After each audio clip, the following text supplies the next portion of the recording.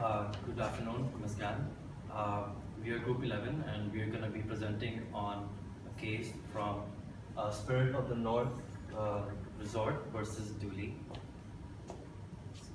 I'm Lucia. I'm Karen. I'm Zen. I'm Jiahao.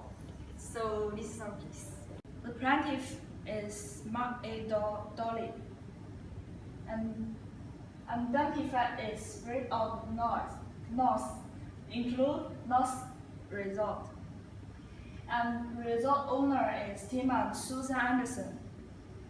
It happened on 24 July 2006, around 2:30 p.m. to 6 p.m. It has Lee Lake Reservoir, property of the resort. And the resort is opening since 1989 and owned by Tim and Susan Anderson. The dock extended 7 feet on 2000 and earlier. The dock has an octagonal platform in the end of it, and the resort have a water trampoline.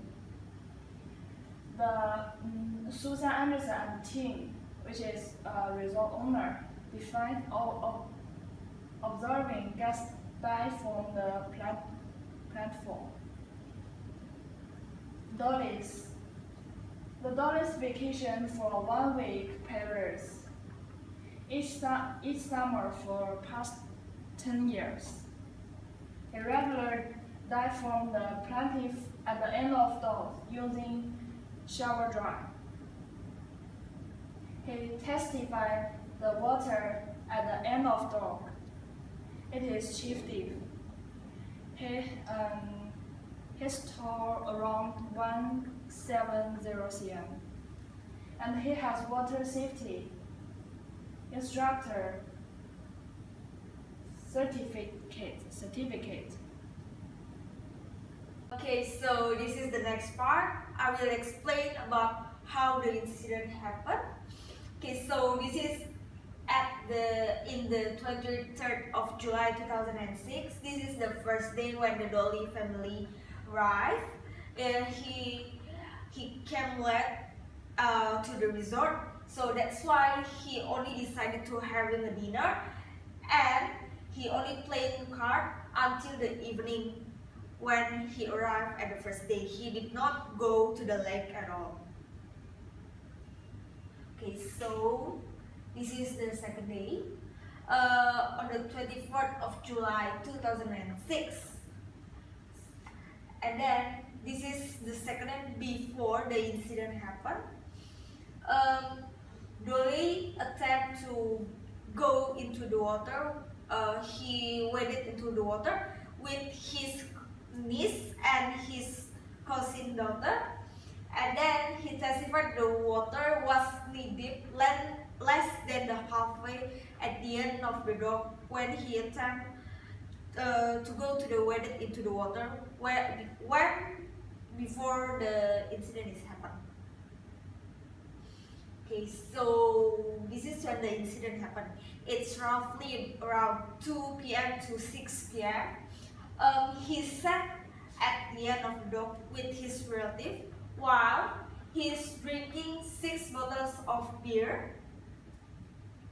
Okay, and then while he sat with his relative and drink 6 bottles of beer, he observed 2 little girls dive from the platform. The 2 little girls is around 12 or 11, something like that, without having any incident. Okay, so after he sat at the end of the dock and drink 6 bottles of beer, he attempted to do a shallow dive without verifying the depth of the water. So what happened is that his head struck the sandy lake bed, into the sandy lake bed, and then it is causing that 3 vertebrae of the dolly it's break, and then he suffered from quadriplegia. Quadriplegia is paralyzed caused by injury that result in the partial or total loss or of sensation and control. So because of that, dolly sued the resort. Okay, this is the additional information. When the dolly visit the resort, the water level is abnormally low. It's not like the last or previous year when he came to the resort, because that time the resort is like having a drought of water, and so the water is like abnormally low than before. And then no sign is given at the end of the door. The resort is not putting any warning stating like the lake water is shallow than before. And then of course no resort employee that warned the guests to avoid the diving. As you can see, there are 4 elements that you need to prove in order to claim the negligence for the plaintiff. Okay, the first one we start with is duty of care. Now, let's start with what duty of care really is. Okay, duty of care is basically a legal responsibility for a defendant against any plaintiff to basically have some kind of an agreement which actually takes care of them. It's legally has to be done. Okay. Secondly, breach of duty. Breach of duty, firstly, is basically somebody who does not, for example, a defendant in this case, does not fulfill his duty of care. He does not go up to the standard and he fails to basically fulfill his duty of care. Third part is injury or causation or something. Yeah. This part basically means that there has to be some connection between the breach of duty and the injury caused to the plaintiff. Okay, this is basically, that has to be proven. Third is the damage was reasonably foreseeable.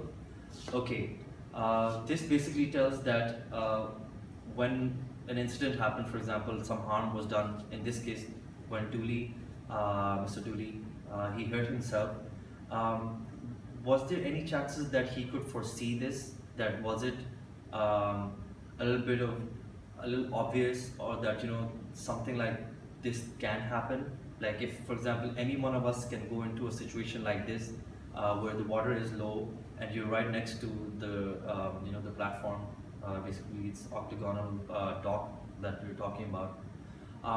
Could anyone just see that if they jump off or like in a shallow dive, would they hurt themselves? If this thing was kind of obvious, then this thing stands in this case against the defendant and with the plaintiff.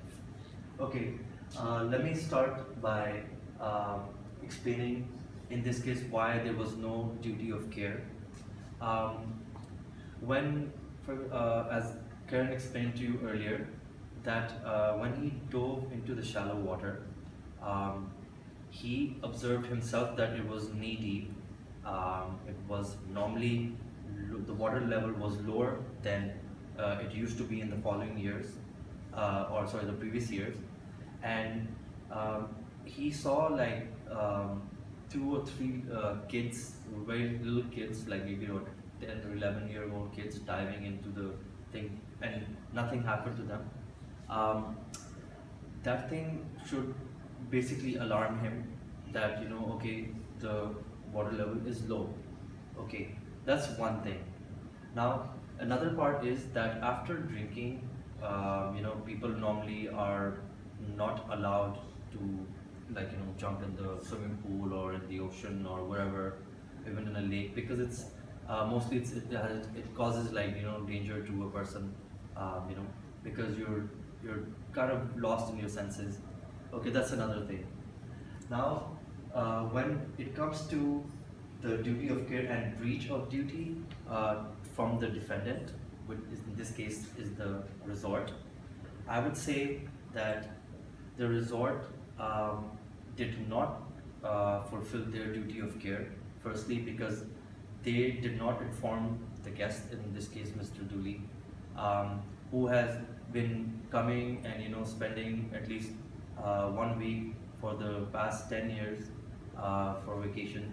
So I think he has some kind of connection to the resort. So in this case, they did not warn him that the water level is low. They did not put any signs, okay, and which in this case means that there is a breach of duty, because if there was any legal responsibility that was shown in this case, then they would have warned him, and they would put some kind of notification or some word of mouth to stop him from diving, or just to warn him casually, because people, when they're on vacation, they have a casual attitude, so they would want to try different things, and not really care about like legal stuff and all that, because they're here for vacation. Let's be very honest. Okay, coming towards the injury part, just because they did not see any signs, they were not warned in any way, this actually happened. So in this case, this actually stands, because there is a connection between the plaintiff's injury and the breach of duty towards the defendant, from the defendant, sorry. So, and when you come to the damage was reasonably foreseeable, yes, it was foreseeable, because it's not every day that you go jump in a right next to the lake, when you know that the water level, it's not determined, because people like normally would see for signs and see generally, is it safe, because obviously safety is the one thing the person really cares about when they're about to do something that is not usual.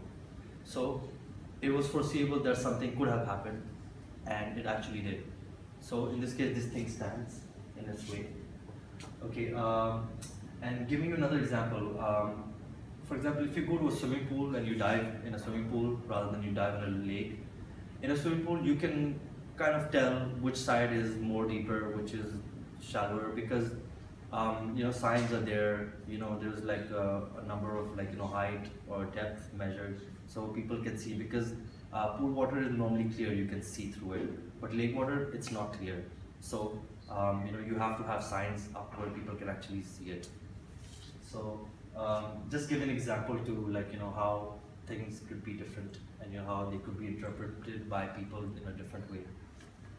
Okay, so as you can see, basically the judge, his decision was, as you can see, that there was no duty of care, there was breach of duty, injury was caused, and there was damage.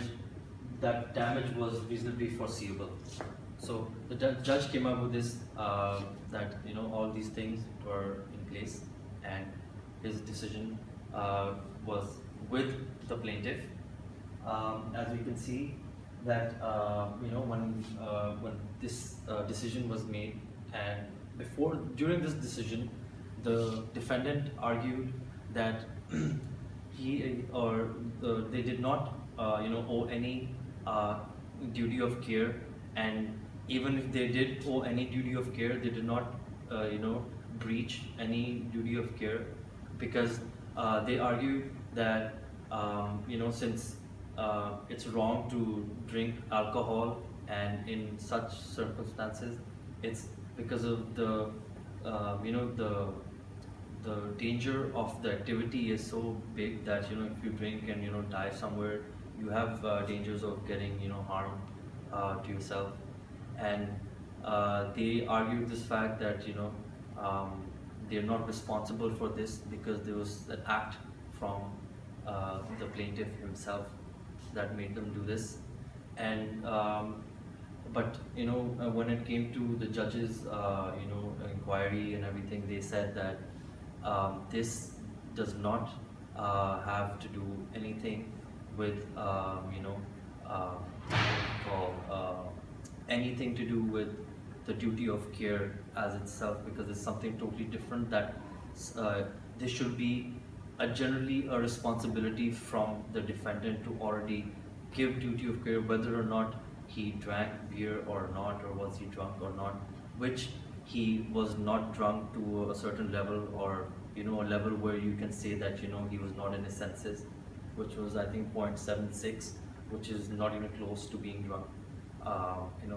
When you look at the drunken chart of people getting drunk. So looking at this, they did not have a very strong argument to defend themselves against the plaintiff, because they were breaching duty of care by not firstly putting signboards or any that kind of a situation where the plaintiff would have been saved or no harm would have been done to him. Okay. Now we're coming back to this. This is a statement which the judge related his judgment to, saying that basically we statement second tort 343A. It says, possessor of a land is not liable to his invitee for physical harm caused by him by an activity or condition on the land whose danger is known to him, known or obvious to him, unless the possessor should anticipate the harm despite such knowledge or obviousness. Okay, basically this is what it means, and what the judge is basically relating the whole decision to is the fact that if this negligence from the defendant was pretty straightforward, saying that if they did not have any kind of a signboard or any notification giving to a plaintiff in this case, then it would be straightforward, in favor of the defendant. Only if they put any case or any sign or any warning that prohibited the plaintiff from doing anything wrong. But when it came to this case, the judge proved them liable because there was no sign, there was no warning, nothing was given to the plaintiff. So all of the above, duty of care, breach of duty, injury, and any reasonable injury called a foreseeable injury, it was all there. And the judge decision was that the defendant is liable. Thank you. In this case, we agree to the judgment conclusion that said the result is negligence and liable for downing because the defendant has purchased its duty of care, which is not giving a warning sign or any symbol to show there is shallow level of water, which prohibit anyone from diving into the lake. The staff also didn't make aware of the premise unforeseeable to anyone, which can cause anyone to be injured, knowing that the lake water is more shallow than Europe. Therefore, the plaintiff was not warned of this, making him fall for the injured, which took place. The result, knowing that there was an unusual situation at hand, and should have warned any guest of it by putting a signboard to cause any injury. And even so, the plaintiff drank 6 bottles of beer before. If maybe he had not drank 6 bottles, he may have remembered that it was way shallow than normal, and ultimately have not injured himself. Then again, after he drank 6 bottle beers, he had enough time to get a bit sober when the actual incident happened. And the time between him drink beer and to when the injury took place, it would have been enough time for Dolin to sober up. so the consumption of alcohol would not such a big insurance. So we say that in this case, there was no duty of care and the breach of duty took place, and injury was caused, and ultimately the damage was foreseeable. We on a board, many seeking toward the case also think the result was liable. Okay, that's all our presentation. Thank you very much.